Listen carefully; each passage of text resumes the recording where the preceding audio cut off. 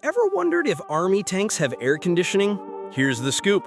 While classic tanks could get insanely hot inside, today's modern beasts like the M1 Abrams and Challenger 2 roll out high-tech AC. Not just for comfort, but to keep crews alert and onboard electronics from frying under desert sun.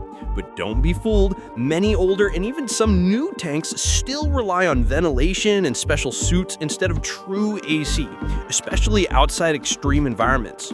In the world's toughest battlefields, climate control isn't luxury, it's survival tech. Without it, tanks and their crews could literally overheat.